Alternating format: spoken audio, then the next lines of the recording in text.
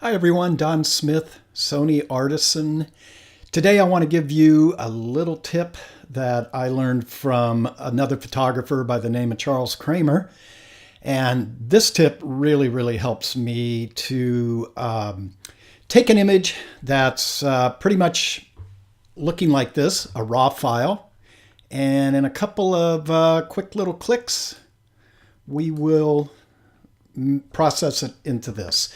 And really what I want to talk about today is how much do you think about your background that you're editing on?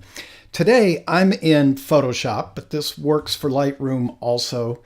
And I notice a lot of us, we have our screen set different. A lot of us might go to like a dark gray. And as I'm cycling through this, I want you to see, to me, it looks like the picture's lightening up. What if I go to black? It even gets a bit brighter, but I like to come down to white. And that way I can perceive and see the shadows as they really are. And I'm going to walk you through how to do this. It's really easy. So first of all, just move your cursor off into your background. And if need be, you can see they only offer black, dark gray, medium gray, light gray. In Lightroom, you would actually get a choice of white, but I'm going to check on custom here in Photoshop CC. We will come back here. I'm going to select custom color. And now you get your color palette up and you can see I just put the little circle over here up into the white area. You'll see here what the new color is going to be and click OK. And now when you come down, if you were in any other color, when you come down the custom, it'll turn it to white. So that's little step number one. Step number two, if you've been following along, you know I am a huge fan of, let's come on in here, Skylum Software's new Luminar 2018. And there is a Black Friday special going on. Click either on the link below or go to my website and the link is also there. Go to discounts and affiliates, click in. But hurry, it is going to end this Wednesday, November 28th. So take advantage of it now. We're in Luminar 2018 right now. What I want to do, I want to come over here and just clear this out. If you've looked at my previous video, you saw where I was processing with just two of the artificial intelligence filters. And I would believe there's a lot more coming down the line from Luminar. But just with these two filters, I want to show you how quickly we can bring this image out. So I'm going to go to Accent AI. Think about this as working your tones from brights to darks. And I'm just going to raise the boost slider and you can see immediately what that does. This is just a one slider pull from there to there. And you can also see I have chosen white as my background here in Luminar. So I try to keep white going across what I call my background or my surround in all my images. Here's the other cool filter, and I did a separate video on this, so just go back and check it. But this is Artificial Intelligence Sky Enhancer. And I'm just going to slide this one over. And you can see it's not doing too much. It's darkening down, giving a little more drama to that sky. I'm going to leave it up at 100%. And we're just going to apply these two filters. So just in two simple sliders, we've taken what appears to be an underexposed picture and have brought it out.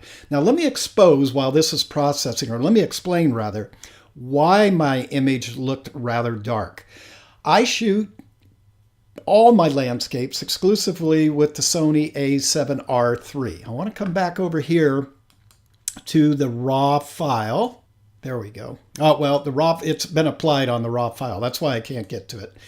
And that's what Accent AI. But let me explain. If you were to look up in this area, this would be the brightest part of the sky. That's what I expose for. I want to get my highlights under control with the A7R III. And to our eye, it's going to make it look like this entire background was or the entire surround was just too dark, or all the shadows.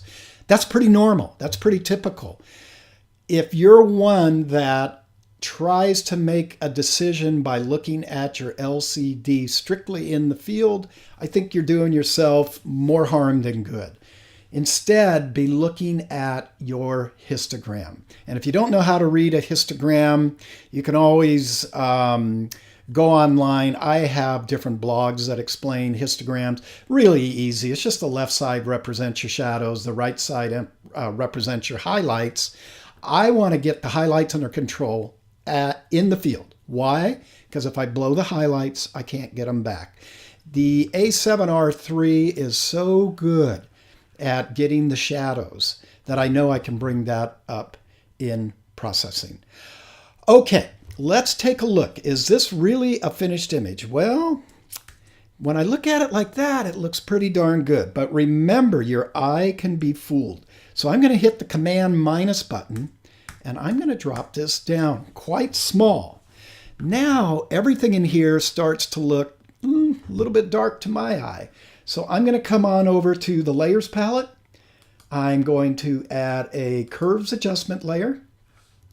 And this is called a lockdown curve. I do have videos on this on my YouTube channel. So I'm just going to place a little lockdown point here and another one up here. I'm just going at the quarter marks.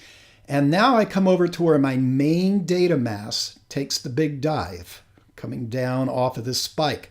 That's my shadow area. All right, and what I'm going to do is lift up a little bit.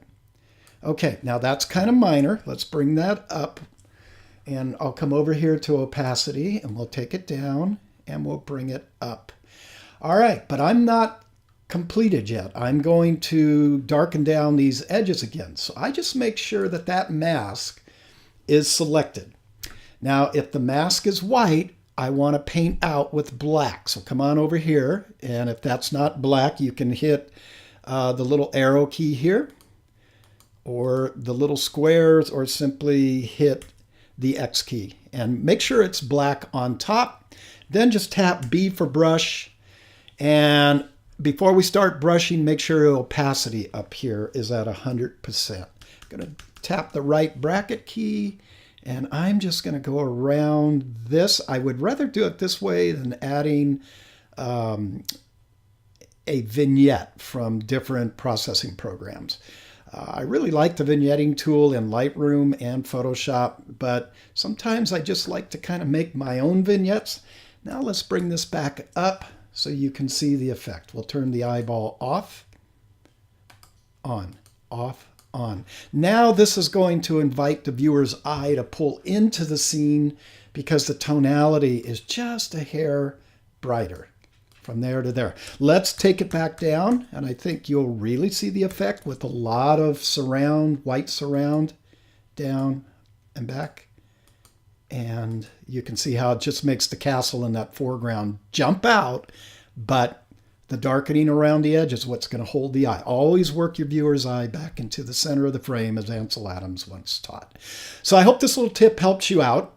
Again, go to my website, www.donsmithphotography.com. Check out my workshops. We would love to have you come along with us. I'm offering now 4 internationals, gang. We have some openings in New Zealand, Patagonia. We're just closing off. If you want to get in that, please send us an email ASAP. That'll close down next week. I have 2 spots left open for Africa, where we're going on safari, and shooting Victoria Falls. That's going to be an awesome one. I only got 2 spots left there. And we got a couple of openings left in our second Scotland workshop. Ron Madra will be teaching that one with me, along with the Patagonia workshop.